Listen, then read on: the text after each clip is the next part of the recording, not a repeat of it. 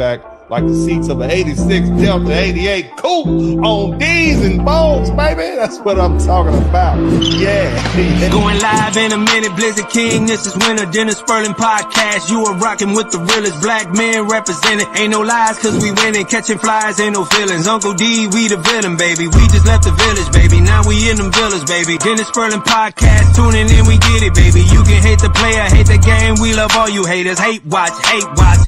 Calling lovely ladies. Hands on your knees, bitch, please. You can thank us later. We snatching the crowns off of queens. We obliterate them. Tell the truth, shame the devil. They trying to eliminate us. You begging the sipping haters. Peeling layers off potatoes. Whoa. Southern Cadillac music like Outkast. Ain't jumping without bass. Tennis Spurling Podcast. Whoa. Southern Cadillac music like Outkast. Ain't jumping without bass. Tennis Spurling Podcast. Whoa. We have to clean up what's going on in our house before we do anything else.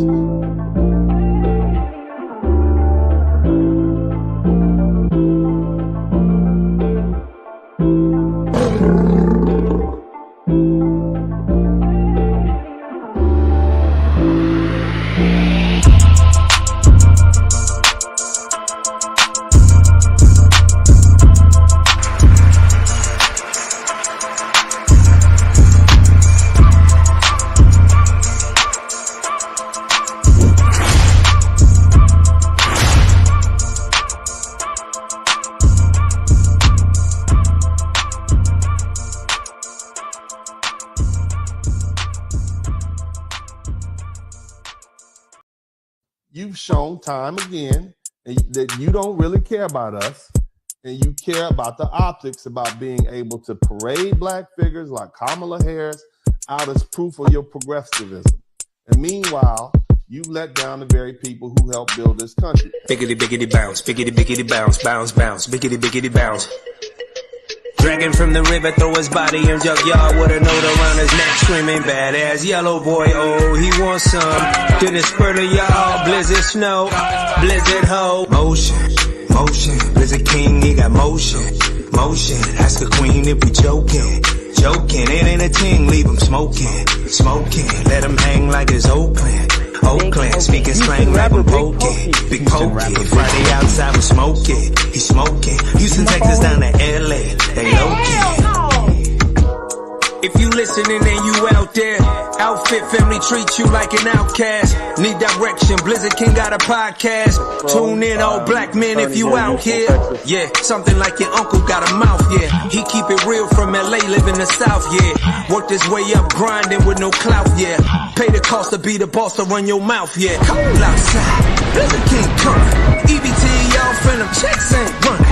Child support late for you, independent woman. Babies all crying, ask Kamala where the money. It's cold outside, Blizzard King coming. EBT, y'all phantom checks ain't running. Child support late for you, independent woman. Babies all crying, ask Kamala where the money. FEMA providing $750 for folks who need immediate needs being met, such as food, baby formula, and the like. And you can apply now for anyone who's watching this who has been. Are you serious? Make money, make money, make money, money, vote for me. They take money, money, hope for me. Create money, make more money. You black, you get none of it, that's slave money. Give me the votes, give me the votes, give me the votes now. Give me the votes, give me the votes, give me the votes now. Give me the votes, give me the votes, give me the votes now. Give me the votes, give me the votes, give me the votes now. Give me the votes, give me the votes, give me the votes now. Give me the votes, give me the votes, give me the votes now. Give me the votes, give me the votes, give me the votes now. You ain't black, you ain't black, you won't vote now. Dragging from the river, throw his body in junkyard with a note around his neck, screaming badass yellow boy. Oh, he wants some. Did it spurt of y'all? Blizzard snow, blizzard hoe. Motion, motion. Blizzard King, he got motion, motion. Ask the queen if he joking, joking. It ain't a ting, leave him smoking, smoking. Let him hang like it's Oakland.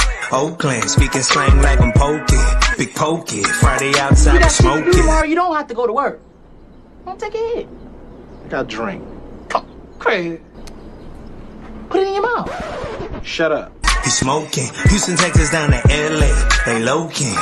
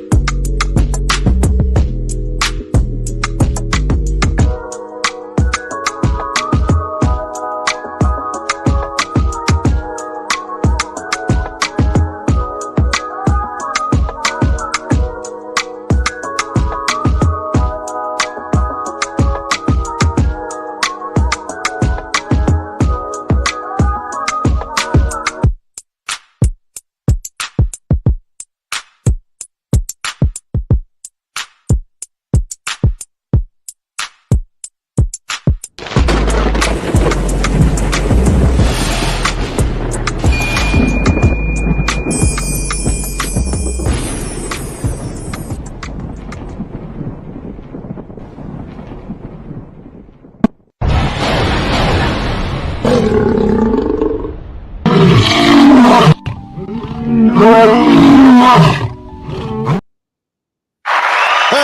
what's up? Welcome back to the broadcast, man. This is Dennis Spurling. Shout out to all my wrench mob, man. We got Professor Max, we got Boris Barracuda.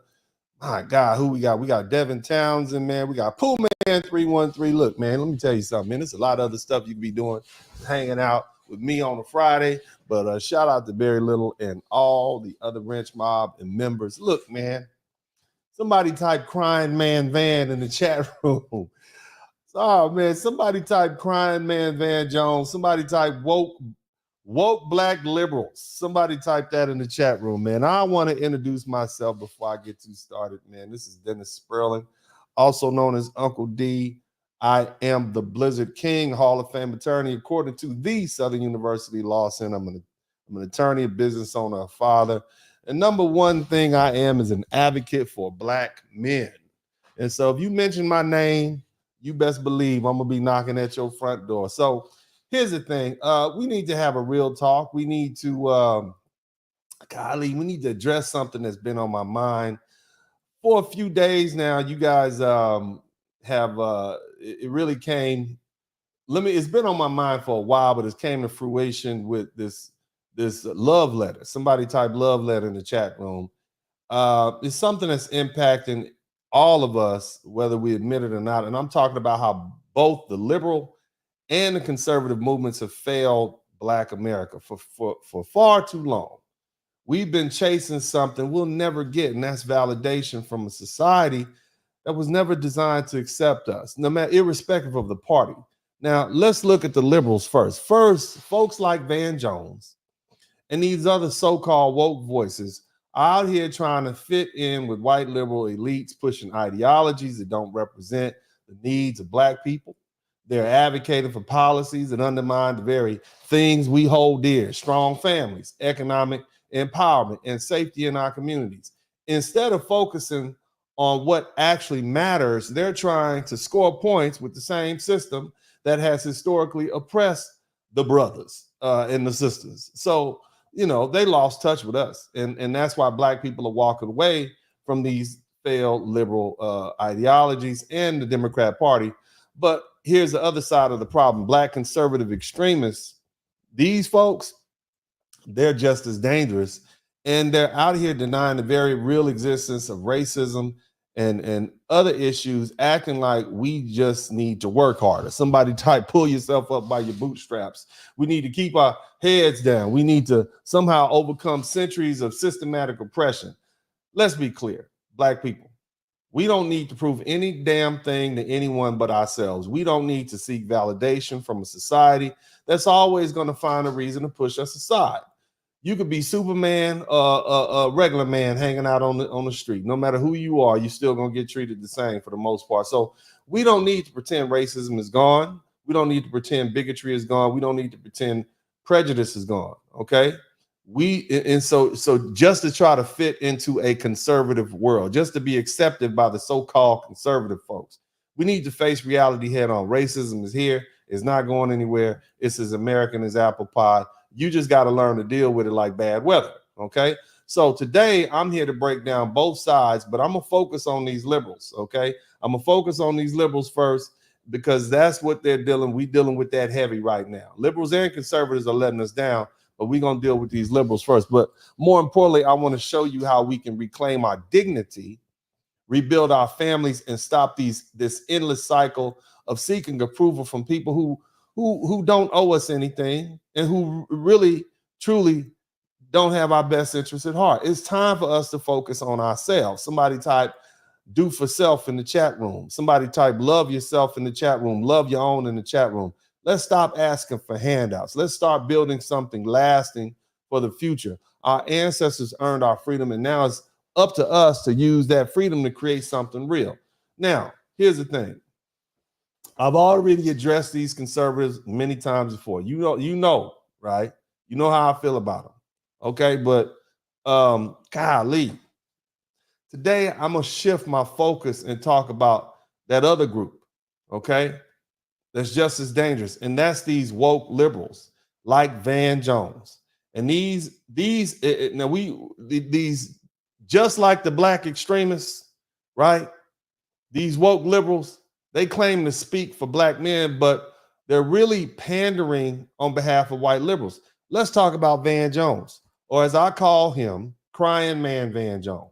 Now, the reason I call him Crying Man Van Jones. If you're Muslim in this country, you don't have to worry if the president doesn't want you here.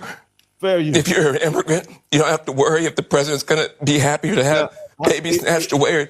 It sounds like he taking a poop. That's what it sounds like. Let me run. I want y'all to listen to this man. The truth matters. Being a good person matters. It sounds like you're and it's easier for a whole lot of people. This man is on national TV crying because old Joe Biden won the election in 2020. This grown black man with a wife and his Muslim son is out here in this country, you don't have to worry if the president doesn't want you here.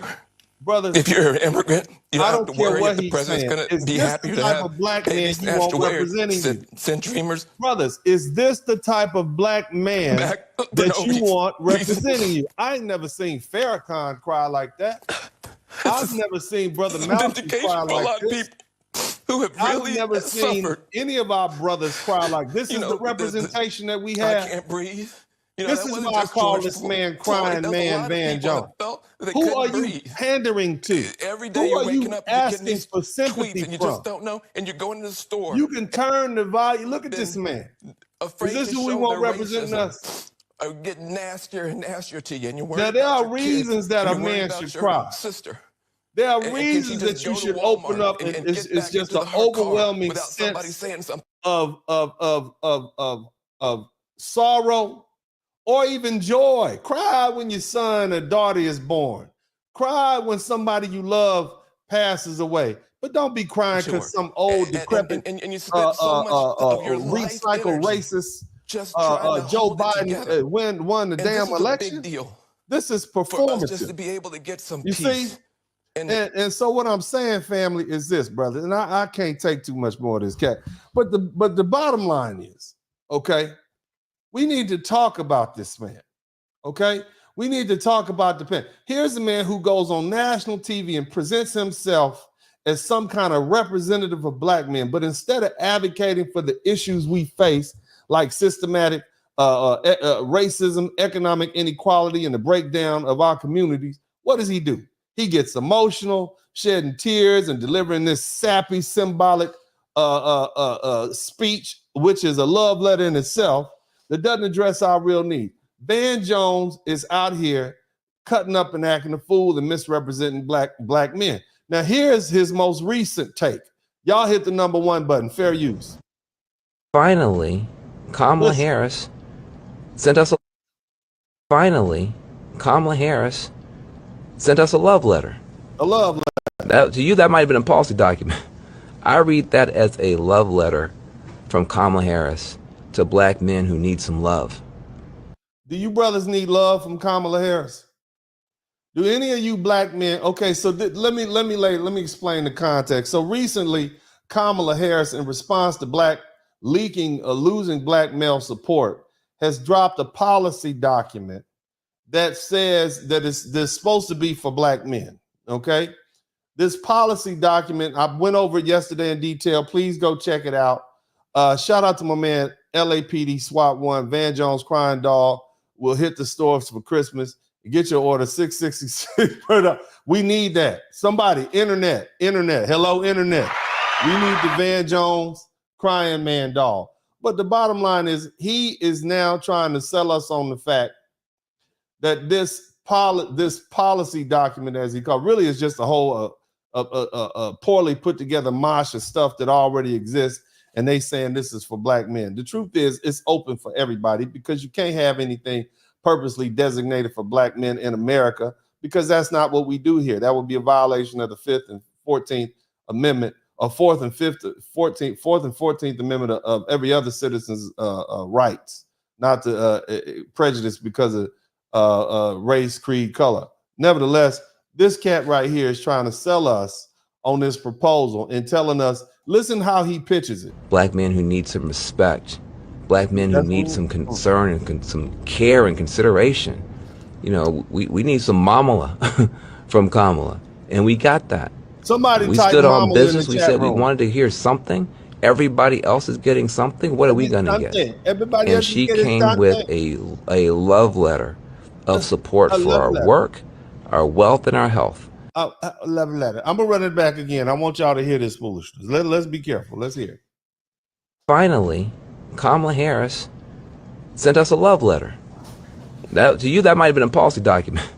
I read that as a love letter from Kamala Harris to black men who need some love, black men who need some respect, black men who need some concern and some care and consideration. You know, we need some mamala from Kamala, and we got that. We stood on business. We said we wanted to hear something. Everybody else is getting something. What are we going to get? And she came with a love letter. A love letter. Let's turn that down. All right. So Mamala, brothers, he's referring to Kamala Harris. Basically what he's doing, he's giving her a pass for showing us nothing more than empty promises, while black men continue to be left behind. Okay, let's be clear. This isn't just about Van Jones.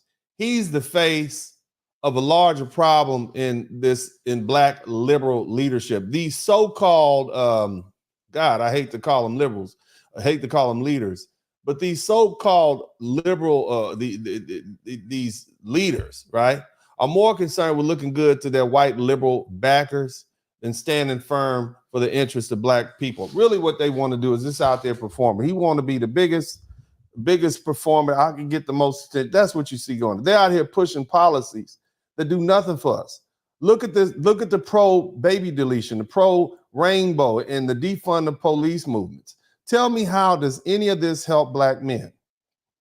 How does any of that strengthen our families or make our communities safer?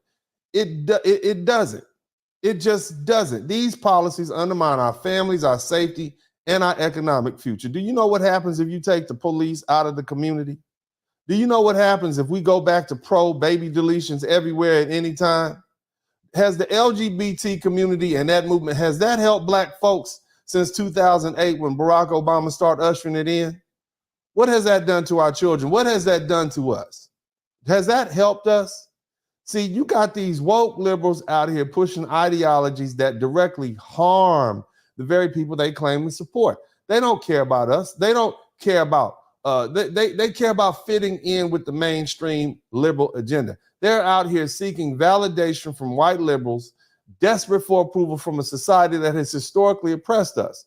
They'll champion any cause that keeps them in good graces of their liberal benefactors. But when it comes to black issues, real black issues, black men's issues, they fall silent, or worse, they co-opt our struggle for their own gain. Here's the thing. Van Jones and these woke liberals have the nerve to act like we as black men are the problem. They'll tell you that the reason black men don't support Kamala or these progressive politicians is because we're sexist or we're ignorant. But the truth is, black men aren't dumb. We know when we're being played, and we see it in front of us happening right now. We're not going to support a candidate just because she's a so-called black woman. If her policies don't align with our interests, look, as I said before, we supported Hillary Clinton. We supported Barack Obama. We've proven we will vote for a competent leader regardless of gender or race. But these woke liberals don't want to face the truth. They'd rather label us as the problem than admit these policies don't resonate with us. The real issue is that woke liberals have lost touch with the black community. They've strayed so far from the values that used to hold us together, values like family, faith, and hard work. Now they push an agenda that's anti-traditional family, anti-heterosexual black man, and anti-community. They've gone from supporting civil rights to attacking the very structure of our society. They tell us that we need to accept their vision of progress, but that progress is doing more to divide and weaken us than unite us. I'm tired of seeing people like crying man Van Jones pretending to represent black men when they're really out here representing white liberal interests. We don't need another emotional speech, Van. We don't need symbolic gestures or love letters, Kamala. What we need are policies that put our families first, that bring jobs back to our communities, that make our streets safe again. We need real leadership and not this pandering nonsense. It's time we call out these so-called black liberal leaders or pundits for what they really are, and that's agents of the system that's been holding us back for centuries. They may have a black face, but they're working for white liberal validation, not for us. Let me start by saying this. Van Jones, or as I said before, Crying Man Van, is the absolute embodiment of everything wrong with this so-called these black leaders who are out here pandering to white liberals. When I saw him record himself practically weeping for Kamala in her so-called love letter, somebody typed love letter in the chat room, to love letter to black men, I couldn't help but shake my head in disbelief. How did we get to a point where a black man who claims to represent us can be so eager to accept hollow, symbolic gestures instead of demanding real substantial change? Let's break down this nonsense. Let's listen to him again. I want y'all to hear, okay? Hear what he's saying. And she came with a love letter of support for our work, our wealth, and our health. All right, first of all, love letter. According to Van Jones, Harris' proposal was some heartfelt message for black men who supposedly need love and respect, care and consideration. Well, let me tell you something. We don't need a damn love letter, and we certainly don't need a mamala. We don't need Harris, Kamala Harris coming to coddle us like helpless children. We're grown men, and we're demanding action, real policies that address the systematic issues we face. But what does Van Jones know? He reduces our legitimate concerns about the economic disparity, safety, and the family breakdown to the need for some sort of maternal affection. This is not leadership. This is not thought leader. This is not even sincerity. This is infantilization, and it's an insult to every black man out here working hard to make a better life for his family. Now let's keep listening.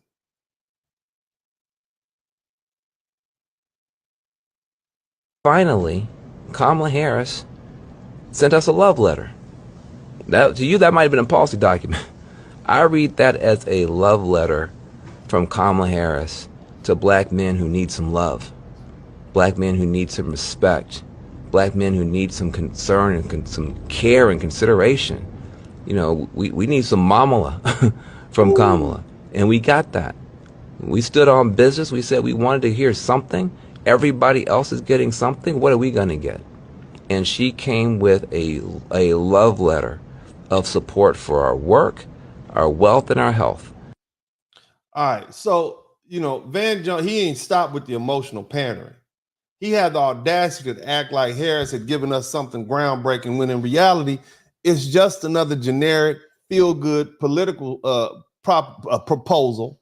And Harris has talked about supporting our work and our wealth and our health, right? Great. That's wonderful. Except here's the kicker. After the proposal, the Wall Street Journal this day reported that her campaign made it clear that those so-called benefits in this love letter would be available not for Black Americans, but all Americans. So Van Jones, are you telling me that this was a special message to black men? No, it wasn't. It was a standardized political move, one size fits all rhetoric disguised as targeted help to black men. But of course, Van, in his desperate quest for validation from the white liberal establishment, spins this like it's some sort of unique favor. We need to be clear. Shout out to Take Heed the Message. Thank you so much. Hello, sir. You are the truth. Thank you so much. All praises to the Most High. We need to be crystal clear. There's nothing special about getting the same empty promises that every other group gets. If you want to talk about real support for black men, let's talk about policies that directly impact us. Let's talk about job creation in predominantly black communities. Let's talk about criminal justice reform that actually changes lives, educational opportunities tailored for our children, and investments in black businesses. But no, what do we get? We get a goddamn love letter. A love letter that's open to everybody. We stood on business, Van says, right? We stood on business. Somebody type stand on business. But apparently the business was asking for scraps that every other American will get as well. This isn't progress. It's pandering at its worst. And let's not forget the whole charade. Is it even about us? It's about making Van Jones look good in front of his white liberal handlers. The tears, the emotional appeal, the dramatics. It's all a performance to stay in good standing with the same white liberals who are more concerned about pushing their own agenda than actually helping black men. This is not the first time that black America has had to deal with white liberals. We've been talking about this. Brother Malcolm spoke about it. The Honorable Minister Louis Farrakhan spoke about it. Marcus Garvey spoke about it. Frederick Douglass talked about it. All of them talked. Dr. Martin Luther King talked about it. Thurgood Marshall talked about these liberals, these liberals with their parental take on the perspective of blacks. They need to come in and tell us what to do. So this is not anything new. Van isn't standing up for us. He's standing for his position in a system that will never respect us. He's out here accepting crumbs and calling it a feast, while the real issues are economic challenges our families face, along with our safety that's undressed. Let me tell you something, and I've told you this before. Every black person looking at me right now, go look in the mirror. The vast majority of you all don't want change. You damn sure don't want revolution. You want a bigger house. You want a better car. You want more money in your bank account. You want better clothes. You want better food. You want freedom to enjoy it. So in reality, what you really want is a better position under the umbrella of white supremacy. Stop lying to yourselves. If you wanted to go back to Africa, you would. If you wanted to go to another country, you would. It's just we have some people who are so damn off code, like Van Jones, is to the point it's performative. This is straight clownish. There's nothing wrong with wanting nice things. There's always going to be a system in place. See, this is why I don't like them so-called pro-blacks. They always talk about overthrowing the system, Really, they want to be in charge of your black butt. That's what they want. They want you to do what they say do because they get off on it. At least I'm keeping it 100 with you. Focus on family. Focus on yourself. Focus on getting close to the Most High. Figure out what your purpose is and live your life. I'm keeping it 100 with you. But what we don't have to do is be performing clowns. Look, Ben doesn't represent us. He represents the type of black folk, black leader that is more concerned, or mouthpiece, that's more concerned with staying in the good graces of white liberals than actually fighting for black men's interests. He's part of the problem. The real leaders of the black community aren't shedding tears over symbolic gestures in elections of old white men who are president, who used to run with segregationists back in the day. See, real leaders are demanding action. They're holding politicians accountable. They aren't satisfied with a love letter. They aren't meant for that, especially ones that aren't meant for everybody. Dressed up like it's for us. Van, your tears won't change a damn thing. Your love letter won't solve the very real challenges that black men face every single day. Wake up, brothers. Wake up, black men. We deserve better than hollow promises and empty emotional manipulation that Van Jones and so many of these other liberals are eager to accept on our behalf. We need real leadership, not the pathetic display of emotional pandering. Now, let me talk a little bit more. Let's get real about what's going on with these woke liberal extremists. They claim to represent black people's best interests, but are really just seeking white validation and approval. Look around, folks, and let me explain. I got white people following me right now. They don't respect your black behind out there running up behind them, kissing them all up between their butt cheeks. They don't respect that. It would be better if black folks just stood up and been honest and stop all this performative. You acting like we still on the plantation and you got to get up there and buck dance and act a fool. We don't need to do that anymore. Carry yourself with some dignity. Carry yourself with some pride. Every other race of people is looking at this man out here representing us, looking like a sad-faced clown, not because one of his close relatives died, but because Joe Biden gets elected president. Is this the best we got? Look, folks, look around. It's 2024. We're still being sold out by our so-called black leaders. These pundits and politicians, the Van Joneses of the world have become more than puppets. They're performing for applause. They're performing for the applause of white liberals while completely abandoning the real issues that black folks in general and black men face. You see, most black people, just like every other American, we want the same basic things: to be able to take care of our families, earn a decent wage, have a fair shot at the American dream. But when you look at the policies being pushed by these woke liberal extremists, pro-baby deletions, pro-LGBT rights, defunding the police, tell me, how does any of this help us? How do these movements address the real concerns in our community? They don't. In fact, they undermine the very fabric of what historically kept our community strong, our families, the stability, and our family safety. Let's talk about it. Defunding the police. Let's just be honest with it. That's a direct attack on the safety of black neighborhoods. I don't know about you, but I've seen enough crime statistics to know that when law enforcement is pulled back, I know who suffers the most.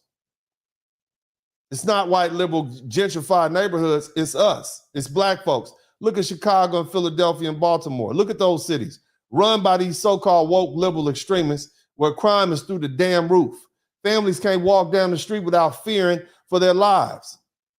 But you got these black liberals telling us we need to defund the police, and that's somehow a solution for our problem. That's not a damn solution. That's self-deletion for our communities. Because unfortunately, there are those amongst us that will take advantage of the situation, and they will prey upon people who are not prepared to deal with them with a harsh hand. And what about our family unit? For years, a traditional family was our bedrock. Matter of fact, straight up out of slavery, all the way to 1955, we were the most married group of people in America.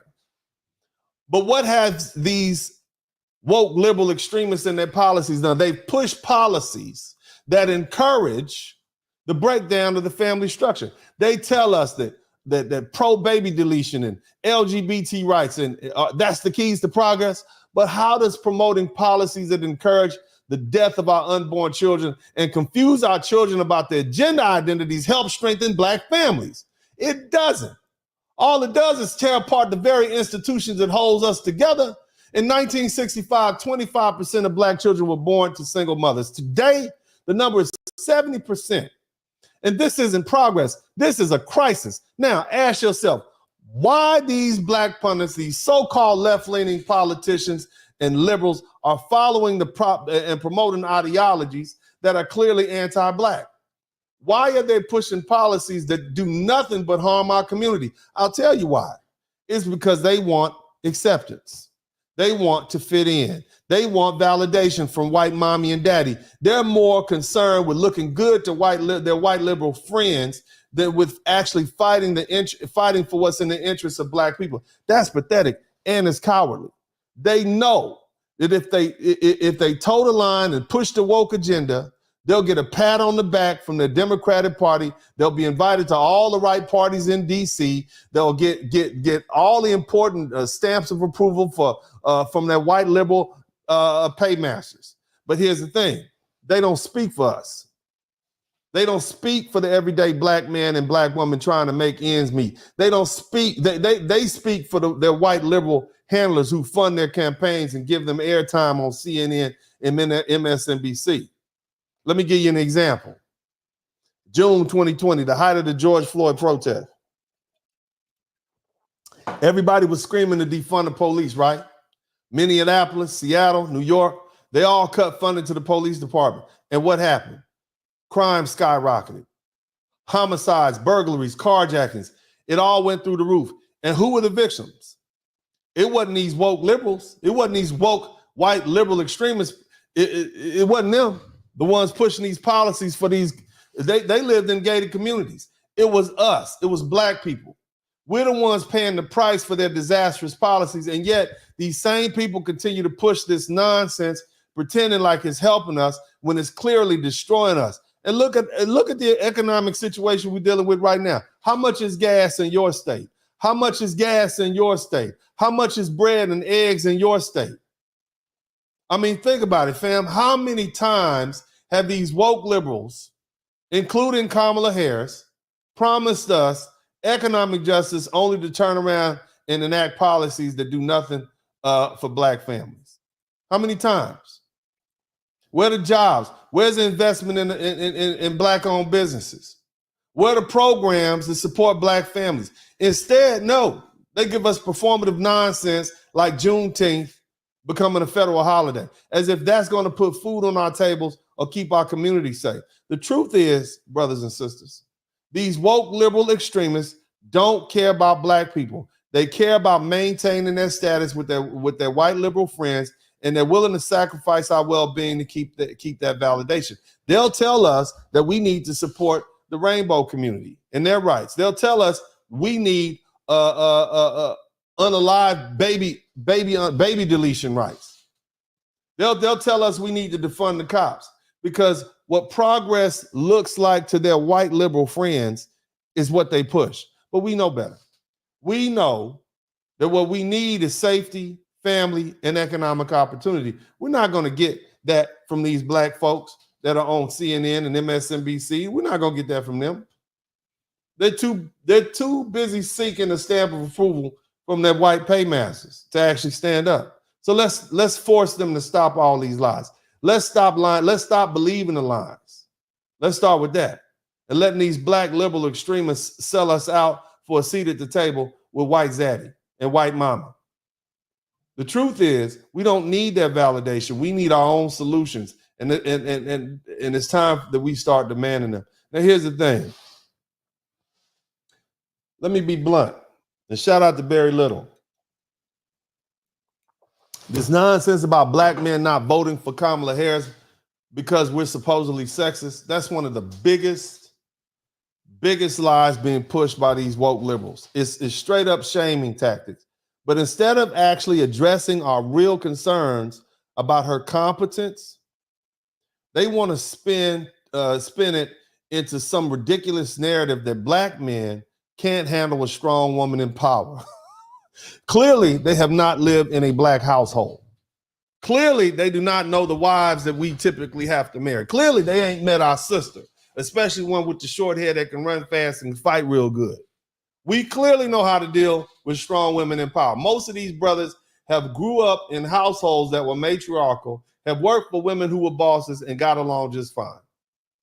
Well, see, we need to set the record straight. Black men are not sexist. We've proven that time and time again. We're the most egalitarian group of men on the planet.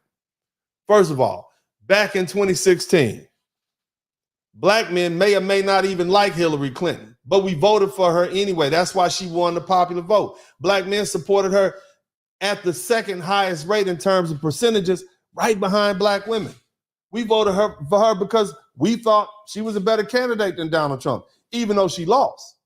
So spare me the false claim that we won't vote for a woman. We'll vote for someone who knows what they're doing, regardless of gender. Now look at 2008 and 2012. We showed up overwhelmingly for Barack Obama.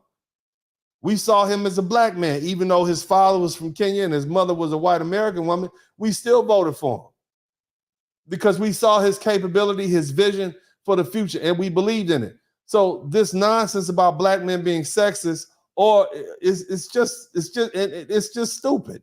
It's nonsense. Now, what are the real reasons black men and the growing number of black Americans and black women aren't buying into Kamala Harris?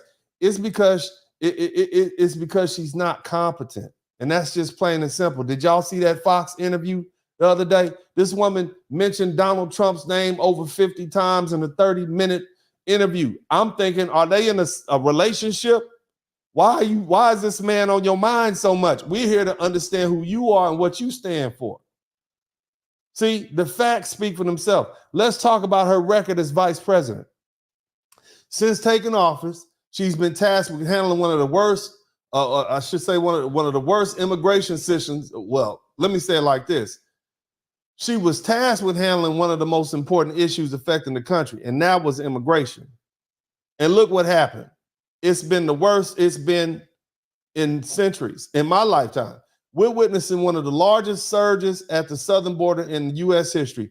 Border apprehensions hit a record high of over 2.4 million in 2022. Let me run that back to you. They caught 2.4 million people crossing the border. There's only 2 million people locked up in prison in the United States. They caught 2.4 million people running across the border. How much did they not catch? How many did they not catch? And this is according to the U.S. Customs and Border Protection. How many people got through? And what was Kamala Harris's response? She was missing in action for months, barely visited the border, and failing to present any real solutions. I think she just went down to the border for about 30 minutes a few weeks ago for a little photo op. That was it. And she's the border czar. Now, what about the economy? Inflation has hit historic levels, reaching 9.1% in June of 2022. That's, for you guys who don't know, just understand that's the highest it's been in 40 years. Gas prices soared. Food prices skyrocketed. And who gets hit the hardest? Black working families. As Brother Malcolm said, if the white man has a cold, the black man has a flu. So if it's hitting white folks hard, it's hitting us even harder. And we out here trying to make ends meet, and Kamala Harris's policies have done nothing to address the struggle of everyday Black Americans. But instead of acknowledging these failures, her defenders would rather cry sexism and racism. That's why you don't want to vote for her, not because the damn gas is too high. Oh, no. It's because you're sexist and racist, brothers. Look at the track record. Before she became vice president, when she was a California attorney general, she built a reputation for being tough on crime. But who bore the brunt of that toughness? Black men. During her tenure, the state's prison population swelled, and she refused to take a stand against mandatory minimum sentences that disproportionately affected Black men, Black and brown communities. Here's the cold part about it. There was a situation where she would not let guys who were supposed to get out of prison because she wanted to keep them there because they helped put out the wildfires in California. That sounds like slavery to me. Now, how do her woke defenders reconcile that with the image they're trying to protect of her as some sort of savior for Black people? Somebody type Mamala in the chat room. Somebody type Mamala in the chat. Mama gonna come save you. They can't reconcile that. So they deflect and accuse Black men of being sexist instead. See, it's also worth noting that Kamala Harris wasn't exactly popular with Black voters during the 2020 Democratic primaries. How many primaries did she win? 0.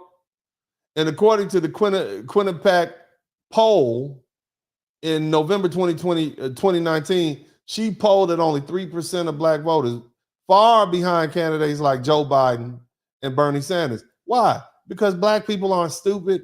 We saw right through her disingenuous lack of authenticity. It wasn't about her gender. It was about her failure to connect with us and the issues that matter. That's why. And again, now her defenders, they got the nerve to claim that if we don't support her, we must be sexist. Give me a break. Black men want the same things every other American wants. We want an economic opportunity. We want safety and a government that listens to our concerns. What we don't want is to be guilt tripped into supporting someone who hasn't earned it. Kamala Harris doesn't get a free pass just because she's a so-called Black woman or whatever she's supposed to be this year. And so it's not going to happen. Now, let's talk about the broader woke liberal agenda. It's gone too far. It's leaving black people behind. They move from pushing, they move from pushing for LGBTQ rights, which is something we really weren't even that interested in, to actively attacking traditional black family structures. They're pushing policies that favor gender identity over family values, defunding the police while crime skyrockets in our neighborhoods, and threatening to cut foreign aid to African nations that won't legalize gay marriage. Where was that energy? Where was this energy when actual genocides and human rights abuses were happening in places like China and Syria? See, their selective outrage and their misguided priorities are clear. It's clear that they care more about pushing a social agenda than they do about real needs of black community. Look, man, these woke liberal extremists need to wake up. Black men we didn't support Clinton, Hillary Clinton, or Obama because of some shallow identity politics. We supported them because they showed competence, vision, and willingness to address these issues that matter. Ms. Harris, Vice President, her woke defense, they need to stop. Somebody type, y'all stop in the chat room. Y'all need to stop playing. Y'all need to stop playing with us. And y'all need to start addressing the issues that black folks are dealing with. Because black America, especially black men, aren't falling for that game anymore. And if you don't change your tune, you're going to continue losing support. We're going to take a quick message. We're going to take a quick break. I'm going to be right back. Y'all hit the number one. Spurling. I'm an attorney here in Houston, Texas. My mandate is to be an advocate for black men, largely because I am a black man. I'm a black father. I have black sons.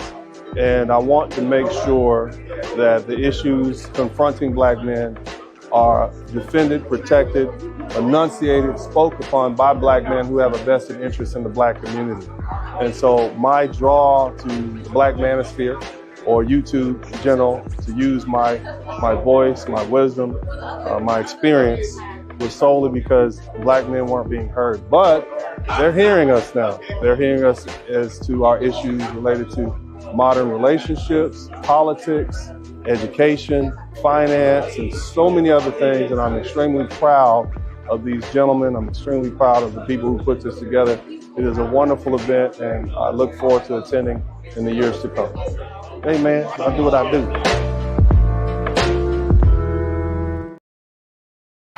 All right, welcome back. Shout out to everybody who's contributing to the Super Chat, the Cash App, and the PayPal. We got 6. I need 20. That'll be plenty. Y'all got 6. That means 14 more. Make it happen. I don't want to have to close the door and put the subscriber situation on where only subscribers can talk. Look, we're talking about the woke black liberals begging for white folks' validation. Okay. All right. Now I'm gonna dig deep into this because see, we need to understand who we're dealing with. See, these woke liberal extremists have come, they've lost their way. And I talked about this a little earlier. They've drifted too far to the left.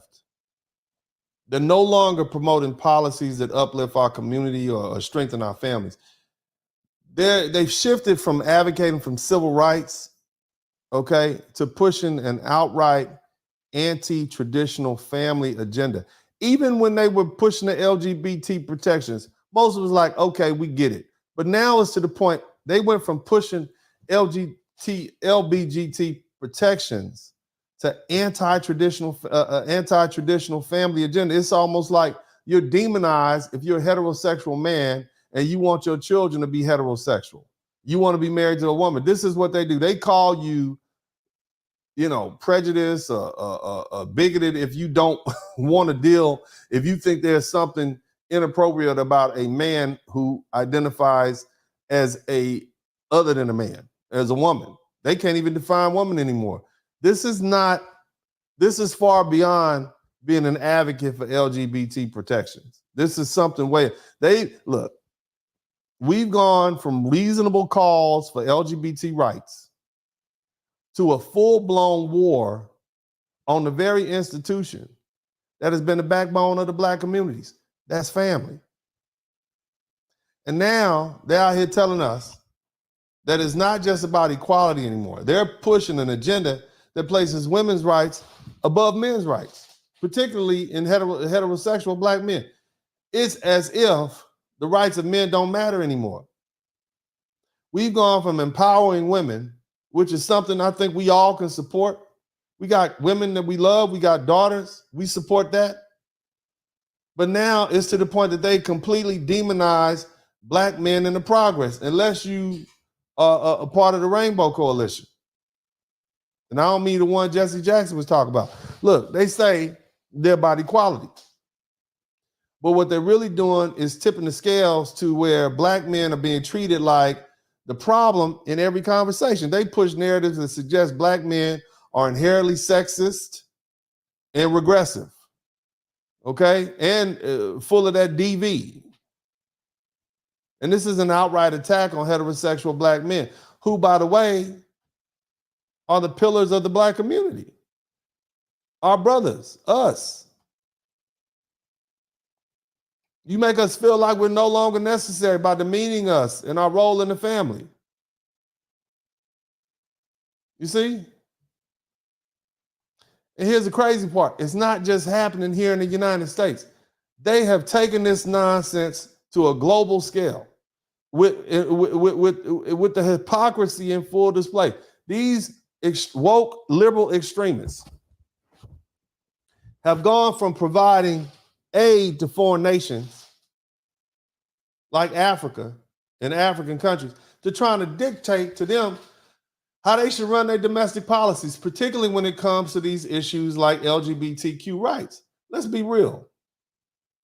When the United States threatened to withdraw aid from African countries that refused to legalize gay marriage, we saw exactly what these so-called liberals stand for. They're more interested in exporting their social agenda than in helping countries deal with the real issues they face, like poverty, hunger, healthcare, and education. Take, for example, in 2019, when Uganda and Nigeria and other African nations faced threats of losing U.S. aid because they wouldn't legalize gay marriage. These are countries struggling with poverty. Look, disease and underdevelopment, and instead they want to focus on solutions. They want to focus on solutions to these problems, and the U.S. government is trying to push the woke liberal activist policies on them. You see, they decided that LGBTQ rights are more important than basic survival, and these same liberals who champion tolerance are the first to impose their values on nations that don't align with their worldview. It's the height of hypocrisy. This isn't about being anti-LGBTQ. Some of us have family members and associates at businesses. So people out there, like we've always had folk like that in the black community. We know them. We are tolerant of those folk. We don't do things to them. We don't do what they do to those folks in Saudi Arabia and whatnot. Okay, but we need to recognize the extreme agenda being pushed and how it doesn't prioritize what really matters to black families or in any families trying to survive in today's world. See, the woke liberal extremists are more concerned about social engineering than about tackling the systematic issues that truly affect us: poverty, education, job creation, and crime in our communities. They're willing to throw away foreign aid to entire countries over gay marriage, while turning a blind eye to the oppression of millions of people living in poverty or under brutal regimes like in China and Saudi Arabia. They don't tell them about their human rights violations. They don't talk to them about their treatment of women or how they treat people who are LGBTQ, because it's not convenient for them. It's easier to bully African nations because African nations lack the economic power to push back. This is pure cowardice, folks. They won't challenge the big players in the global arena, but they'll impose their woke ideologies and agenda on weaker nations and expect no one to notice. But we notice, and we see the hypocrisy, and we see it for what it is. It's plain and simple. Now, back home, here in the U.S., what do we see? We see fallout of their failed policies. Crime in our neighborhoods is skyrocketing. The wealth gap between black folks and white folks is wide and getting wider, and our schools are crumbling. But these woke liberals don't care. They rather promote anti-family agenda. They rather talk about defund the police. They rather talk about baby deletions all the way up through the third term. And yet they pretend like that's helping us, when in reality, it's doing the exact opposite. Look at 2020. Look at 2020. Just look back. I talked to y'all that they defunded the police and crime in New York, Chicago, and all these other Minneapolis just got reckless. And black folks were bearing the brunt of that, of these reckless decisions. Unalignments and shootings went through the hood, they went through the roof in black communities. But the same liberals who pushed for these cuts, they were nowhere to be found when things went wrong. Where's the accountability for that? Where's the concern for the safety of black children, black men, black women, black families, black elderly? Black families, we just want to raise our kids without fearing for their lives. The truth is, these woke liberals have lost Black American support, and they know it, and they're trying to, they're doing their best to try to get it back through shame, guilt, insults, and the need to be right. They're anti-family, they're anti-male, they're anti-common sense as far as their policies, and those policies have alienated us. We're tired of being told that if we don't fall in line with their extreme social agenda, we're somehow regressive or worse, part of the problem. No, we're not part of the problem. We're standing up for what's right. We want policies that build families, protect our communities, and give us a real shot at success. And this needs to be a warning to you black conservative extremists. So you're not off the hook. See, you all is just as bad out here denying the existence of racism, pretending that systematic inequality doesn't exist. And that's not the answer either. That's the extreme right. And so we need to be clear-eyed about the challenges we face. We need solutions rooted in reality, not fantasy land. You see?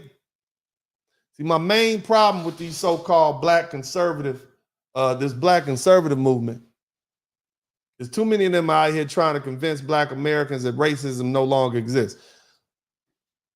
They'll say things like, we live in a post-racial society. Or if you work hard enough, racism won't hold you back. And that's not just a lie, it's dangerous. It's an insult to the very real experiences of black people in America, and it's a betrayal of our history and our struggle.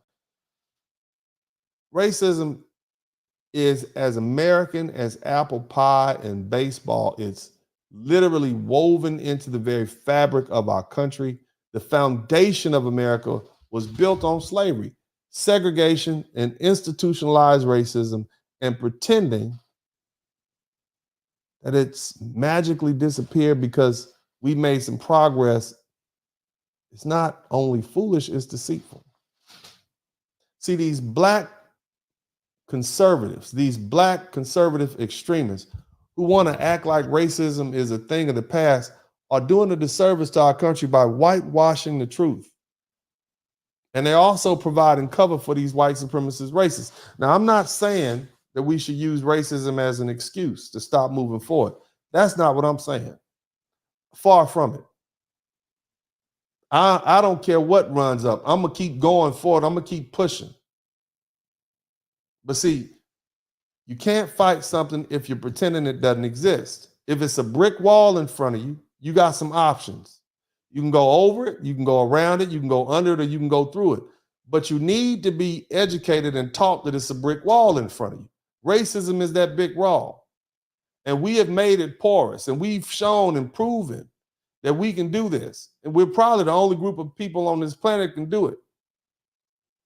And again, racism in America is as live as well. It's sure not as overt as it used to be. They don't have signs up. We're not seeing white folks with signs hanging, up there saying, no black people allowed. We're not lynching people in public squares. But don't get it jacked up. Just because racism is more subtle, it doesn't mean it's not there. In fact, it's even more insidious because it hides like a snake behind a bush. Okay, and it hides behind a veil of respectability. Look back to 2020. Look at Look at George Floyd. Look how that sparked protests around the world. That was a stark reminder that despite all the progress we've made, we're still facing the same issues of police brutality and systematic racism and unequal treatment under law. A black man can be killed on TV in front of dozens and dozens of people in public.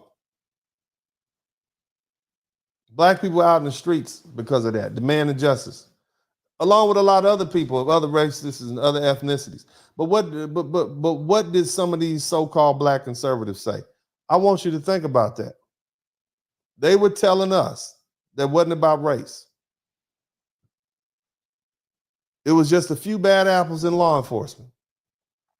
But anyone with eyes could see that Floyd's murder was part of a larger pattern of systematic dehumanization of black bodies. This isn't something new. It's something that's been going on for centuries. And it's not just the justice system. Let's talk about economic equality. Black households on average have 1/10 the wealth of white households. And in 2016, the median net worth of a white family was $171,000, while the median net worth of a black family was only $17,150. That's a wealth gap that hasn't significantly closed in decades. And you think that's a coincidence? No, it's a result of generations of discriminatory policies, redlining, unequal access to education, employment discrimination, all of which have kept black people from building wealth at the same rate of white Americans. And yet you got these black conservative extremists out here telling us that if we just work hard, if we just pull ourselves up by our bootstraps, we'll be fine. And that's not the truth. And deep down inside, they know it. See, racism isn't just about individuals being prejudiced. It's about an entire system that's rigged from the start to keep black people at the bottom. It exists in the criminal justice system. It exists in housing. It exists in employment. It exists in education. And yes, even in the way people interact day to day. Black people are still being followed around in stores, pulled over, driving while black, walking while black. Recently, there was a teenager down in Florida. He was walking through his neighborhood after a damn hurricane hit, and a bunch of non-black folks decided that he was the enemy, and one of them actually allegedly pulled a pistol out on him. That's being treated like a second-class citizen in spaces where we're supposed to be equal. Let me remind you of 2015 when the Justice Department released a report on the Ferguson Police Department after the shooting of Michael Brown. That report uncovered systematic racial bias in a way that police treat black residents. It found that black people made up 85% of traffic stops, 93% of all arrests, and 88% of cases in which the police use force in a city where black people made up just 67% of the population. That wasn't a case of a few bad apples. That was an institutionalized, racist, systematic plan, plain and simple. Look, now, these black conservative extremists, they want to act like these are isolated incidents. They'll tell you that racism is just about personal interactions, about bad people being racist. But they fail to acknowledge the systematic nature of it. It's not just about how folks treat you. It's about how the system is designed to keep you down, and they're doing a huge disservice by trying to convince us otherwise. So what's the solution? It's not about trying to change someone's mind, brothers. You're going to be black, you're going to be whatever color you are for the rest of your life. They're entitled to feel how they want to. It's about accepting that racism is part of the American fabric and doing what you can do to mitigate and limit the effects it has on you. Not by seeking validation from people who never truly accepted you in the first doggone place, but by doing for yourself, by loving your own, by taking care of community, by taking care of your family, by taking care of yourself. We don't need approval from a system that was built to oppress us. What we need is to empower ourselves. We need to educate ourselves. We need to uplift our own people. That's what we need to do. This country has always had a racial caste system, whether they admit it or not. And as a member of that caste, you can only rise as high as the status of the lowest member. That's why it's critical that we stop falling for these narratives that try to divide us and make us complacent. We don't rise individually. We rise together. Or we don't rise at all. And you will not rise unless you have strong black men in place who will help you rise. We are the pillars that uplift the black community. And when black men became weak and distant, the black community fell. So to these so-called black conservatives, and I know y'all look and listen to me, and I wish you would come for me. I wish you would, because I feel the same way about the black conservative extremists as I do about these black woke liberals. You're too far gone and you don't represent the interests of black people. You out here, and as far as these black conservative extremists, you pretending like racism doesn't exist. You pretending like systematic racism doesn't exist. But let me tell you this. You're not helping anyone by denying the truth. You're not empowering black people. You're setting us back. The first step to solving any problem is recognizing it exists. Racism exists, and until we acknowledge that, we'll never rise to our full potential as people. You don't think our brothers and sisters fresh out of slavery knew racism exists? Huh? Did they go around asking white folk for approval to build churches and houses and communities and get and build families? No. They recognized that the system was unfair, that it was broken, and they did what they had to do. See, they did what we need to do. They created their own path to success. One where we lift each other up and build something that lasts. That's what they did. I don't know what y'all doing. I don't know what you're doing. Self-love is the most revolutionary act that black people can engage in. And it's high time we stop seeking validation from a dominant society that will never truly accept us. This is a hard truth, but it's a necessary one. For far too long, black Americans have been chasing approval from a system that was never built for us, never cared about us, and frankly, survives because of our disempowerment. That society isn't designed to love you. I don't care how many love letters Kamala Harris so-called sends you. It can't love you. Because as long as the dominant society, as long as they maintain control and their sense of superiority, they're always going to make sure that there's a wall between them and us. And this isn't just me talking off the cuff. Look at history. We've been bending over backward to prove our worth, to demonstrate our competence, to show that we deserve a place at the table, whether it be sports, business, entertainment, science. But what have we gotten in return? Even after we've done the right, we fought in all the wars. Well, we got degrees. We dressed the part. We spoke their language even better than them sometimes. And we still second-class citizen in their eyes. Look. Black Americans, we got education, and we still fighting the same systematic issues our families face. We got freedom, and we still fighting police brutality. Still dealing with economic inequality and the lack of respect in the society overall. How many more times? That's why you see so many young brothers and sisters becoming disillusioned. You know why you got the rise of the ratchet movement in the ghetto? They just don't care anymore. You're going to treat me like this anyway, I'm going to just be hood. That's kind of where it's coming from. How many times do we need to be reminded? Shout out to my man, Wrench Turner. Thank you so much, man. I appreciate you. But how many times do we need to be reminded that this society was never built for us? See, the brutal reality is this. Attempting to get people to accept you who cannot accept you is not just a waste of time. It's an act of arrogance on your part.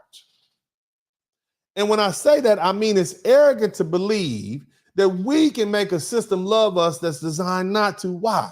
Because the survival of the dominant society relies on the subjugation of black people. If we are fully equal in the society, the entire system would collapse. That's how deeply racism is embedded in the fabric of America. Racism isn't some occasional slip up. It's not some white boy calling you the N-word from his pickup truck while he riding down the street with the Confederate flag bumper sticker on it, baby. It's a feature in the system, not a bug. Let me give you an example. In the mid-20th century, our ancestors was doing everything right. They built the entire communities from the ground up. Look at places like Tulsa, Black Wall Street, which was bombed in 1921, and Rosewood, Florida, which was burned to the ground in 1923. These places were thriving Black communities full of self-sufficient, successful people, Black people. They had their own businesses, schools, banks, they had everything. And what happened? The dominant society, instead of recognizing the success and humanity of Black people, destroyed it out of fear. And it didn't stop there. In the 1960s, you had Black people in the South marching peacefully for equal rights, dressed in their Sunday best, suits, ties, polished shoes. They presented themselves with dignity, with respect, with the utmost class. What did they get returned? Water hoses and dogs turned on them. Look, they dressed nice for themselves, but that wasn't going to save them. Because it was never about our behavior or our respectability. It's about maintaining a system of dominance over you, which means they got to keep you down. Says a lot about a person need to keep you down for them to be up. It's a lot of low self-esteem. I don't want to get into that. But see, here's where the delusionment sets in. Modern day Black Americans look back at those images and say, well, if dressing sharp, acting with dignity, and doing everything by the book didn't save them from brutality of white supremacy, then what's the point? I'm gonna just wear saggy pants, get a bunch of tattoos on my neck, and look like a criminal. That's why you see so many of us turn into the ratchet, self-destructive culture, because many have lost hope. They've seen that no matter how hard they try to fit in to the mold of what society deems is respectable for a Black person, it's not going to save you. It's not going to save them from the inherently racist system. But wait, what did we miss? Well, they fail to understand what our ancestors understood. We're not dressing well and speaking well and behaving with dignity to win approval from the dominant society. No, we're carrying ourselves with dignity. We're being upright. We're being gracious. We're being respectful. We're being polite. And they were doing that for themselves. They were expressing their humanity irrespective of somebody trying to denigrate them in their humanity. We weren't seeking validation from anyone outside of ourselves. They dressed well because they had self-respect. Somebody typed self-respect in the chat room. They spoke well because they valued education and uplift. The African has always valued education. We were some of the most brilliant people on this planet for centuries. The Europeans came to Africa. They came to they came to Timbuktu. They came to Nubia. They came to Egypt. And this, I ain't talking about the Egypt with the light-skinned people. I'm talking about Egypt with the dark-skinned, jet black, broad-nosed, thick-lipped, purple Black people that dominated that part of the world. That's who they came, and they studied at the foot of these greats. So the African has always been at the forefront. Even now, our Nigerian and West African brothers dominate in the educational system. But the bottom line is our people, our foundational Black American people, we carried ourselves with dignity because we knew how they viewed us. And it was important as an act of rebellion to show our oppressors we were not what they said we were. And these lessons are what we need to be reclaimed, what we need to reclaim today. We don't need to seek validation from the dominant society. We need to accept ourselves. Somebody type accept yourselves in the chat room. It's not about performing for anyone. It's approval. It's about having pride in yourself, in our history and our culture. When our ancestors dressed up, they weren't doing it to earn points from the white man. They were doing it because they had high self-esteem, they had integrity, and they had morals.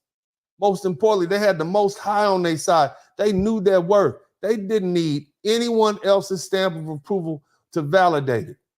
See, again, this modern disillusionment has led a lot of people to throw away the values that once held us together as a community: family, education, and self-respect. They think if dressing well and acting with dignity didn't save our ancestors, then what's the point? But the point is, it's about saving ourselves from the brutality. It's not about saving ourselves from the brutality of white supremacy. That's not what it's about. It's about preserving our dignity in the face of it. It's about loving ourselves enough to do right by our people, regardless of how we're treated in society. The greatest revolution we can engage in is to stop seeking validation from anyone outside of our community. Self-love is the ultimate act of rebellion. It's the act of saying, I don't need your approval. I don't need your acceptance. I don't need your permission to be great. I already know my worth. And when we all adopt that mindset, Black people, when we focus on uplifting ourselves and our people instead of seeking validation from those who will never give it to us, we'll be unstoppable. Our ancestors didn't march and build schools and create wealth for white man's approval. They did it because they had high self-esteem. They knew they had to rely on themselves. That's the spirit we need to reclaim. We need to reject this disillusionment and remember why they fought and why they built and why they endured, because they loved themselves and they loved their people, not because they were looking for validation from a society that was never going to accept them in the first damn place.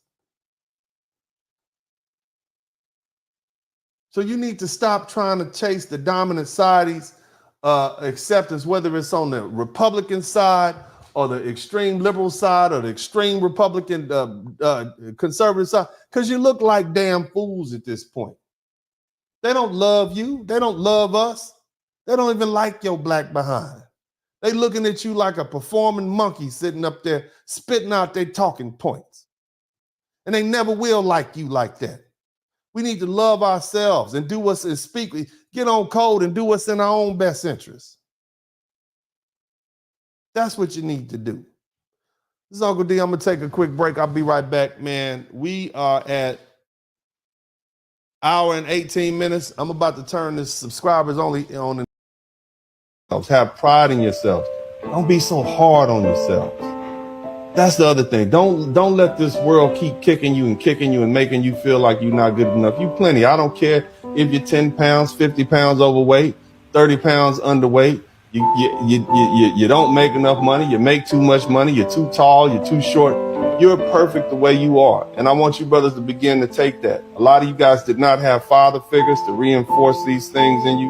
You don't have that manly fatherly love supporting you in the back of your head saying, son, you can go out there. The world is yours. I'm not your fathers, but I love you like I'm your own uncle. We all one people. And so I'm telling you, brothers, I love you as a person that most people would say is successful. I'm telling you, the opportunity is out there. And most of you guys are doing much better than I was at your age. You're more confident. You got the world, you got the benefit of people like me who've made mistakes. And I want to see you ball. That's it. All right, welcome back to the broadcast. Shout out to everybody who's been contributing to the Super Chat, the Cash App, and the PayPal. Y'all with me? Hit the number one button if you're with me, baby. Hit the number one button if you are with me, family. I want to give a big shout out to everybody hanging out with me on a Friday night. Look, man, we are talking about Crime Man Van Jones and the woke black liberals begging for white folks and how they have lost the black community. That's what I want you to understand. Okay, are we clear on that? They have lost the black community. It's gone. Okay, it's gone. Now, what's the problem that we have here right now? What's the problem? Now, black folks are becoming a lot more conservative. But the issue that we're facing is you have a lot of these right-wing extremists who are literally turning off black folks who would otherwise express their conservative views, which are a lot more family-friendly, family-oriented, which is what we need. And so I need to deal with that. You see? We need to deal with that. Somebody type deal with that in the chat room. You see? See, these so-called black conservatives, I call them extremists, they're not just a problem for Black America. They're a problem for the conservative movement as a whole. They're out here doing more damage than good. They're pushing rhetoric. They're so out of touch with the reality that's driving Black Americans to the conservative party that they stand a chance of pushing them away. Pushing them away from the conservative values that they claim to uphold. See, they're disingenuous. Their willful denial of this racially charged environment that we live in. It's an insult to every Black man and woman in the country. First off, let's be real. These Black conservative extremists, they want to act like we're living in this post-racial utopia.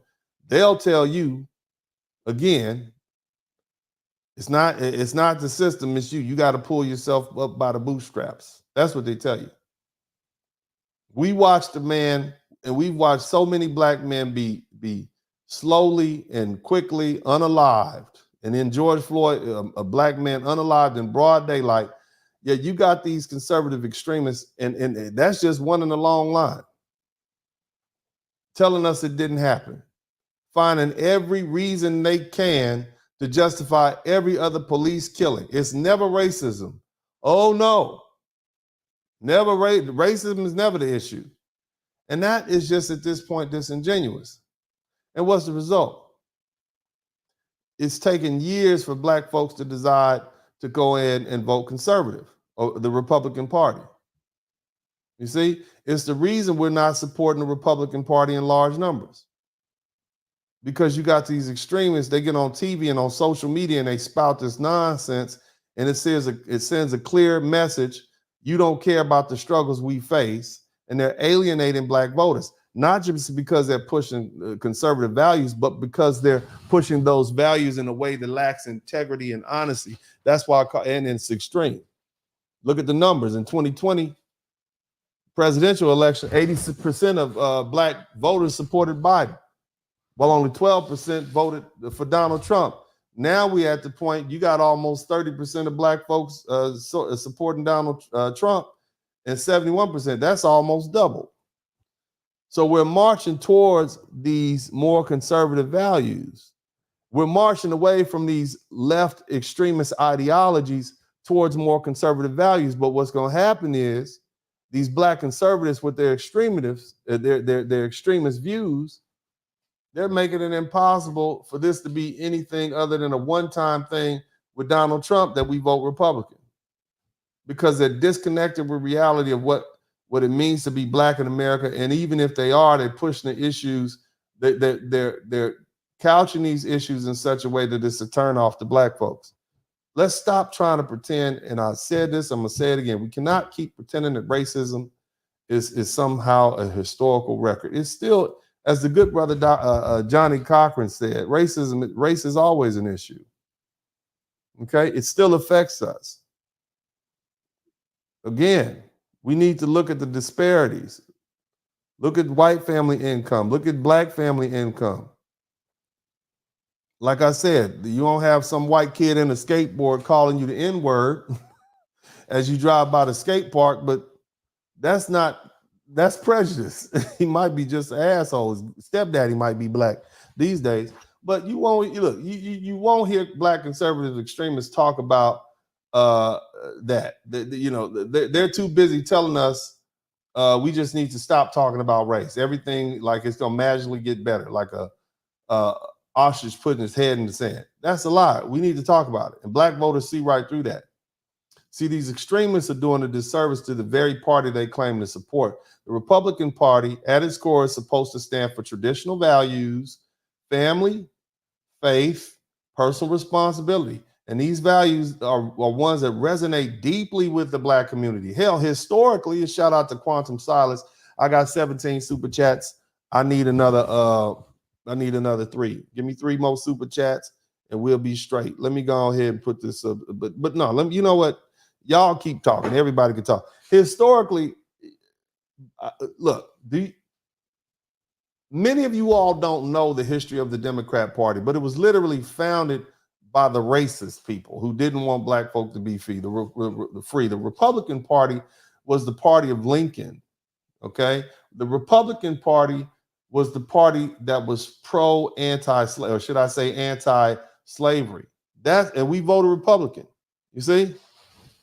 Historically, Black Americans have been some of the strongest proponents of the Republican Party because they stood for family and faith, especially in times of adversity.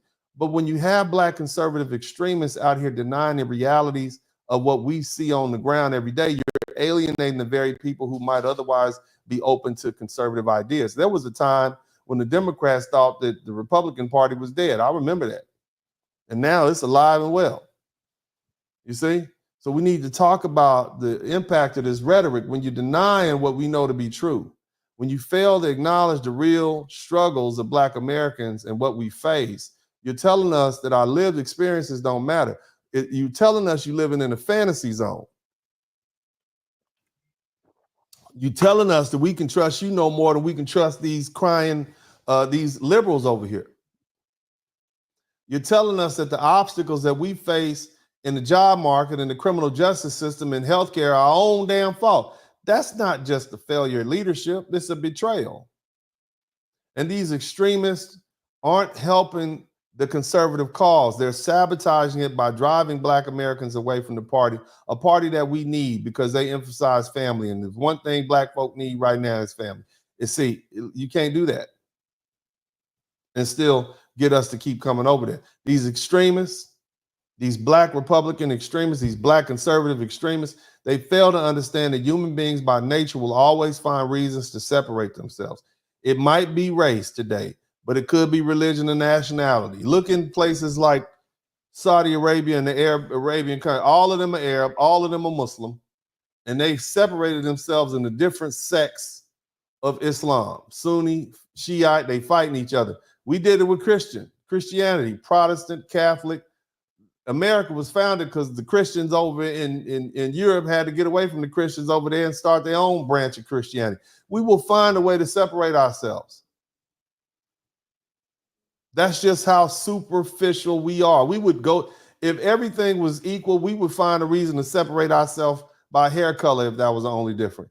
We're tribal creatures. And to deny it is to deny human nature. You're not going to create a racial utopia by pretending that race doesn't matter. And what we need to do is confront these divisions head on and not sweep them under the rug. Look at the growing political divide in the country. You would think Republicans and Democrats are Crips and Bloods back in the 1980s, the way they're going at it. They threatening each other, threatening violence. You think that happened because we all just, started to just decide to not get along? No. We're separating ourselves more and more than ever, and it's leading to conflict. Look at Charlottesville. Look at those protests in 2017, where you had a bunch of white supremacists clash with anti-racism activists. Look at the insurrection, as they call it, the big party in DC, the big party in DC in January 2021. We're seeing more violence. We're seeing more division, more than we've seen in decades. And we got Black conservative extremists that want to pretend that we can just ignore all of this and move forward. The white man wants his country back. Make America great again. Some people say, oh yeah, we're gonna make America white again. It didn't turn out like that, but that's what some folk read. They thought it was a dog whistle. And so we need to acknowledge that. We're not going to be able to move forward unless we confront these issues. Denying racism is just ignorant and it's dangerous, especially coming from a black face, because you present cover for the white supremacists. It prevents real progress. Human beings are violent creatures. We're the most violent animals on this planet. That's just a fact. When Elon Musk sends us to Mars, we'll be the most violent creatures on Mars. Look at our history. We've been fighting each other over race, religion, and resources for millennia. And that goes to Africa and every other continent. That's who we are.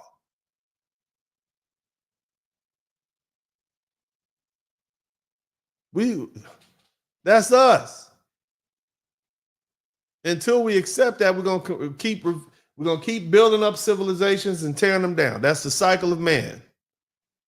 We're gonna keep repeating the cycle of violence. Look, these black conservative extremists, they're helping the cause of, they think they're helping the cause of trying to downplay the significance of race, but they're not. They're impeding progress. They're hurting the very party they claim to represent. And number one, and the most important thing, they're driving black Americans further away from conservative parties. We would have been Republicans. The minute Barack Obama started pushing that rainbow coalition stuff, when black folk was going to church back in 2008, we realized he was a rainbow rider. We'd be like, oh no, you're not gonna get us another vote from us. But because of the racism in the conservative party, the Republican Party, we couldn't do that. So to you black folk who are out there who call yourself conservatives, if you want to be taken seriously, you need to start by acknowledging the reality that black folks live. Stop jumping to the side of the police when you know damn well they shouldn't have did. They wouldn't have done that to a white woman or a white man, especially a white woman. That young woman that got shot and killed in her kitchen, they wouldn't have did that to her. You're not going. That's not how you create a racial utopia. It's not going to happen. Racism isn't going anywhere. And the first step to solving any problem is acknowledging it. Until they do, you black conservative extremists, you're just as bad as these left-leaning liberals. That's what I'm saying. So yeah, I started off talking about crime man Van Jones and the woke black liberals begging for white folks' validation. And I explained to you the mistake they made. You went so far left trying to prove something to white zaddy, you ran black folks away from you. That's why Kamala Harris is having the trouble she's had. And on the flip side, now you got these black folks saying, well, let's go see what the Republicans had. If you black conservative extremists keep talking that dangerous rhetoric, you're going to run them away from you. Because you trying to please your white paymasters. And the white folk are looking at everybody, look at what we got our monkeys doing. That's what they're saying. I know you might not like what I'm saying, but look what we can, look at the performance that we can get them to do. You get yours to do this, I'm going to get mine to do this. Instead of just being real, instead of being honest, everybody would respect you more if you did that. Now, we got 18 super chats. I appreciate that. It would have been good. 20 would have been plenty. We didn't get there, but that's okay. Let's go ahead and give a shout out to all my people who came through with the super chats. My man AJ, thank you for the 20. I appreciate you, good brother. Quantum solace to the black toxic liberals that will do. What will you do when the status and the titles become obsolete and you have nothing to show for it but your own self-worth? Do you have the fortitude to do for self rather than begging for crumbs? Do for self. Love yourself, man. Urban Eagle, do for your own people. Shout out to you. Thank you so much, Urban Eagle. Big shout out to my man Wrench, trying to pay your taxes and your tithes, cut back on the lie. You got bars. Okay, make your next move your best move, because ain't nothing like a chess move. Boy, you killing it out here in these streets. Support black male media. Good looking out, brother. Shout out to Reg Turner. Who else we got? New member, Jay Zup 007. Big shout out to you. Quantum Solace. What's disturbing to me, Blizzard King? You have silly women, mainly sisters, constantly making videos supporting this madness and our guilt-shaming brothers to vote for this fool. Yeah, man, y'all not going to just get us to vote for Kamala Harris with all that. That's not going to happen. Quick 504, Candace Owens just dropped a bomb with receipts proving Kamala Harris isn't black and her family is fabricated. Well, you know, when you start lying, you keep on going down that path. You're going to lie about this, you might as well lie about everything else. Mr. Supreme, thank you so much for that 20. That's plenty. Who else we got? We got my man, Autobot Jazzman 98. He says, thank you so much, fam. I appreciate you. He says, This is why AES is trying to depart from the West, even allying themselves with China and Russia. Good looking out, man. Frank, thank you so much. DeLon Simpson, $5 super sticker. Thank you so much, fam. And Canary Valance for the collection plate. Preach, Uncle D, man.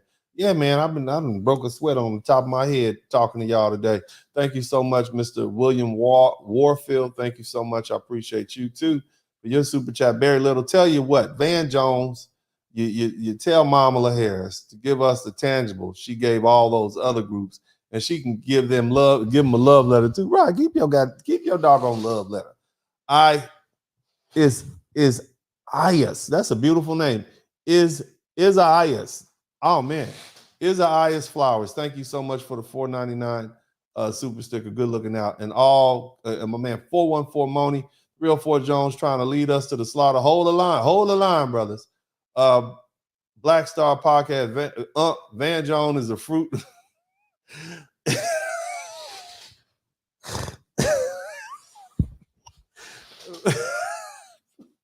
Fruit booty. Where you get this? I can't stand y'all. I can't stand y'all. Fruit booty. Okay. Oh man, come on, man. I'm done. Shout out to Take Heed to Message. Take heed to the message. Shout out, sister. It's always good to have a good righteous sisters up in there. Hello, sir. You are the truth. All praises to the Most High. Thank you so much, sister. Keep up your good work. Who else we got up in here? LAPD squad. Van Jones crying doll will hit the store. Oh man, Van Jones crying doll will hit the stores for Christmas. Get your order for $6.66. Boy, it was hard growing up black. And see, I was the type of person you can't roast me. I'm gonna be like, all right, I ain't that good at capping, but you get me hot enough, man, I might go upside your head. It was hard growing up black. If you grew up black, man, they call it roasting, capping, shooting a dozen. Boy, I have never met so many comedians as in my own community in the black community. Hilarious, man. You can get roasted no matter what you meant, how you carry yourself, what your title is. Oh man, so shout out to y'all. I don't know why they got us started. I don't know why y'all been roasting Barack Obama, Kamala Harris, Van Jones. Oh man, the comedians are getting roasted. Now we roasting the comedians, man. But shout out to Maceo Dingle. Thank you so much. And shout out to TIQS. All right, where my guys at? My guys and gals over in the super chat land. Who we got over here, man? Senyoke, good looking out, fam. Thank you so much, Mr. Russell, Mr. Senyoke, and Mr. Antonio. Good looking out. Thank y'all so much for these super chats and cash out. Hey, we got 20. That's plenty, baby. Good looking out. Good looking out. Now. Let me make this abundantly clear. Woke black liberal extremists have lost all integrity in the eyes of black America for the Democrat Party. Their unwavering support for the Democrats, no matter how harmful the policies, is nothing but blind loyalty. It's a betrayal of the very people they claim to represent. They push ideologies and policies that black people don't support. Stuff we don't even like. And we definitely don't agree with it. Defunding the cops. We don't want cops in our community. Yes, we do. I'm riding around in my nice car. I don't want one of these young Thundercats to come roll up on me and I got to pull my pistol out. That's the police job. Stop it before it happens. What about these Venezuelan immigrants? What if we didn't have any police? Huh?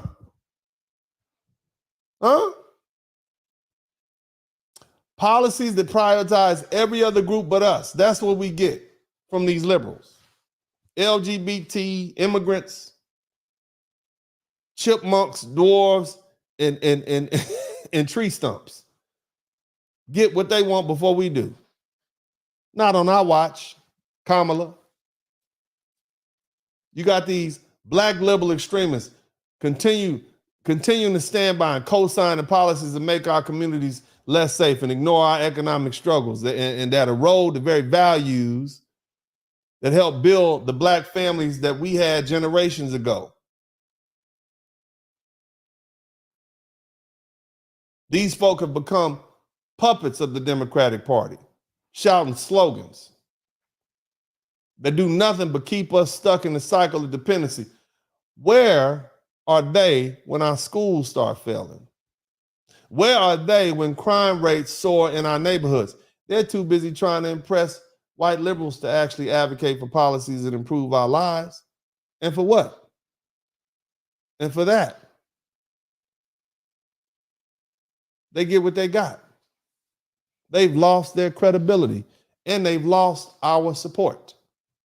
Now, again, as we gravitate over to the conservative party, Uncle D say vote your interest. Somebody type vote your interest in the chat room. As we gravitate over to the conservative party, you got these black conservative extremists over there that are doing the same thing that these woke black liberals did, about to run us off before we get started. Look,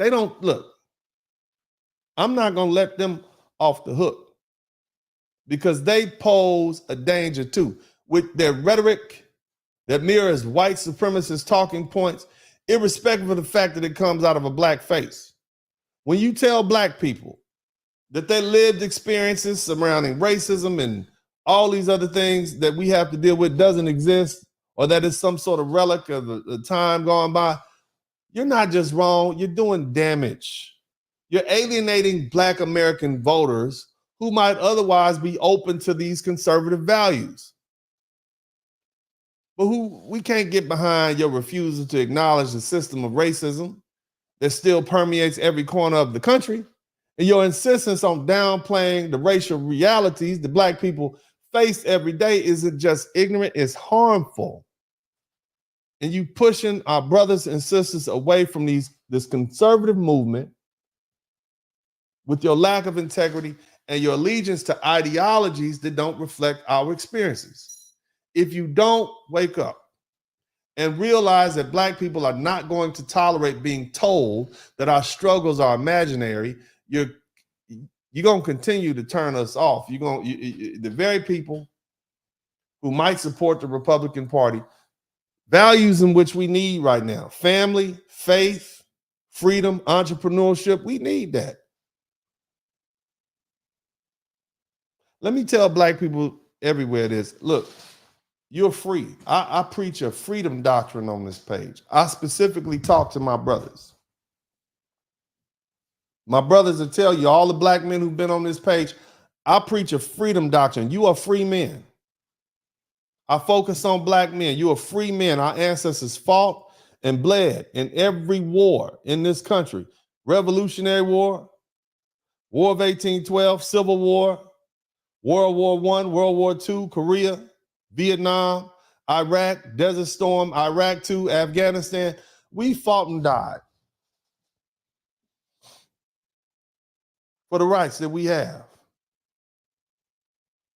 You're not beholden to any party. You should not allow anyone to corner you or shame you or bully you into supporting policies or a candidate that doesn't reflect what's in the best interest of you or your family. Vote your interests. Your vote is your voice. Use it to secure your future, not to serve someone else's agenda. And whether it's these woke liberals or these conservative, these black conservative extremists, don't let them dictate your choices. You owe it to yourself and the generations that came before you to vote based on your values and needs and your interests. And in the meantime, for you woke liberals and you woke black rebels and you black extremists, I mentioned earlier that most of y'all looking at this page tonight, you don't want revolution. You don't even want change. You just want a better position under the umbrella of white supremacy, racism in the system. I get that. But at this point, you have a voice, whether you're on YouTube or you on CNN or MSNBC or Fox. Remember who you are. Remember your people. Remember what our ancestors died for. Don't get out here and pander yourself and mislead our people or drive our people away. Because let me show you what's driving our people away. Finally, Kamala Harris sent us a love letter. To you, that might have been a policy document. I read that as a love letter from Kamala Harris to black men who need some love, black men who need some respect, black men who need some concern and some care and consideration. You know, we need some mamala from Kamala, and we got that. We stood on business. We said we wanted to hear something.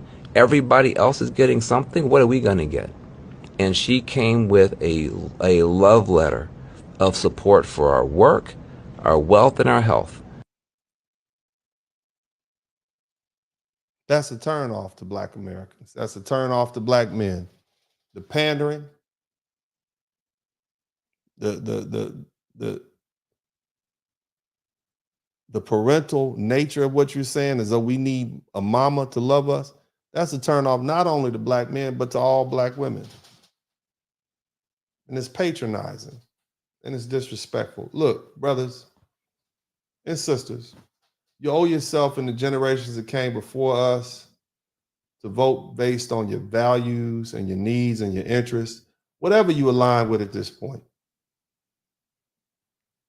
I think that we are at a turning point right now in politics, and I don't want anybody coming out pushing you one way or the other. I want you to be the wise people that you were meant to be, that brought us up out of slavery and made us so successful. That's who I want you to be. I don't have anything else to say, man. I truly love y'all. I appreciate y'all. Thank you, everybody, for being with me tonight. I appreciate your ears. I'm always very careful with your ears. I want to give you wisdom because I think that's the most important thing that I can do, is to protect your ears and only cause for you to think. And hopefully I've said something that inspired you tonight to be better human beings and love your people more. God bless you all. I love you. This is Uncle D, and I'm out.